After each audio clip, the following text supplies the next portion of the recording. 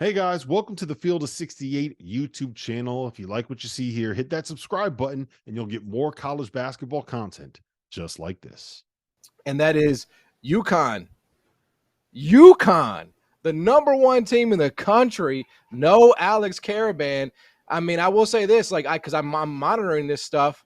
After the Caravan news comes out, everybody loves St. John's. That number, I think, closes at 3.5.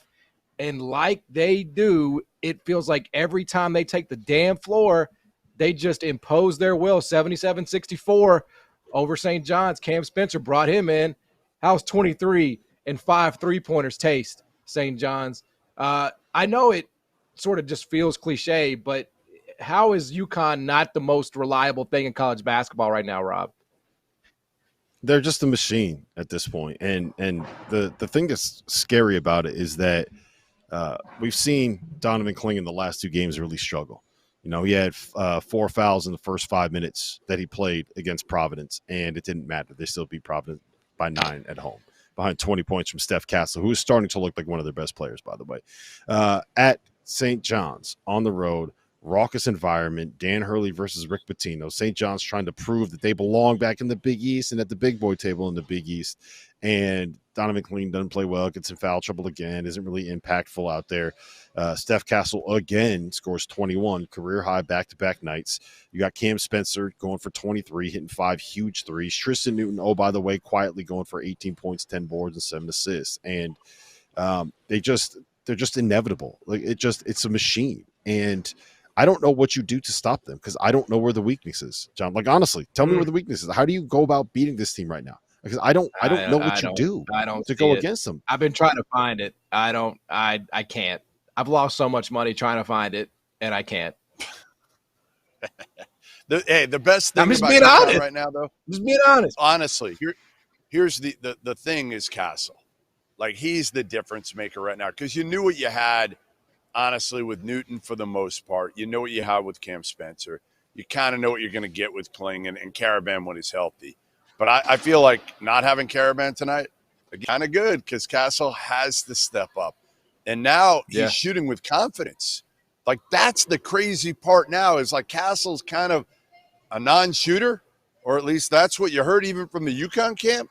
He is not a non-shooter right now because sometimes it's all about confidence. And right now he's stepping up and taking them. Yeah. And, again, if he can make 1 of 3 a game, and I think he made 2 of 2 tonight maybe, it's a difference maker because how do you guard him? Like Stefan Castle, here's the great thing about him. He's an elite defender. He's a ball mover, a really good passer. He's athletic as hell, which is really what they need, big, strong guard, so he can get to the basket and get downhill. And now if he can make shots, like I'm telling you, I look at Stefan Castle and I'm like, shit, maybe he's a top 5 pick in this year's NBA draft. Yeah.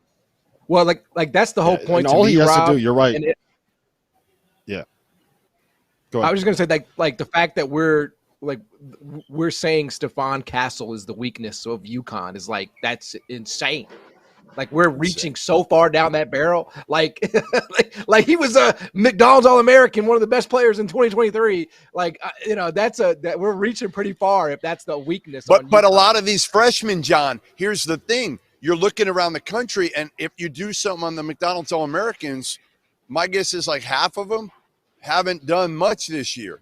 Well, Castle's on a team that has a chance to win at the highest level, and he's making a huge impact. Yeah, there's guys that, again, like are putting up numbers for crappy teams or mediocre teams, right. But Castle is now doing it for the number 1 team in the country. That's unheard of right now for freshmen. Yes. Yeah, the thing about him too. Yeah, the thing about him too is that it's not the fact that he's making the threes now, right? Like, it's not about whether or not those shots actually go in. What matters is that he's making enough that it becomes something where defenses need to get out and guard him. Because right now, when you look at the UConn's best 5, there's basically 3 guys you got to chase off the line and 2 guys you don't have to chase off the line. And they're kind of running into a little bit of the same issues that they ran into with Andre Jackson last year, where you don't get that room for Klingon to be able to rim run and be able to come off those ball screens and find a way to go to the basket and catch a lob because they've just not been guarding Stefan Castle at the 3-point line. Well, if he made 2 tonight, he was 2 for 4 the other night, right? Like in the last 2 weeks, he's actually making threes to the point where defenses are going to have to come out and start challenging that. And if you do that, then all of a sudden you have 4 guys on the perimeter that you can't leave wide open, and that turns all of those ball screens where you have this 7'3" monster rolling to the rim. That makes them that much more dangerous, and the stuff that UConn runs that much more difficult to guard, and that makes them that much better. Like everything works in concert. And the thing that's really impressive to me is, and then we can move on after this, is just the way that they've been able to identify players that fit into what they want to do. And it's not just like the Cam Spencer one they kind of lucked into that a little bit because they didn't end up getting Nick Timberlake, but Tristan Newton finding a way to make him be the effective player that he can be. Because I think, did anyone really think that he was going to be this good transferring into UConn? Seeing Alex Caravan go from being like a top 75, top 80 kid to now being an NBA prospect. Cam Spencer coming out of Rutgers, and now we're like, oh wow, Cam Spencer's the difference maker that could be in UConn goes back to back. Like it's just it's wild how that staff is able to identify and then utilize the pieces that they bring in. And I don't know how many coaches are as good at kind of figuring out who fits in what they want to do and finding them. Thank you for watching the Field of 68. If you've enjoyed what you've seen here, hit that like button, share this link with your friends, or check out the description for some other places that you can consume Field of 68 content.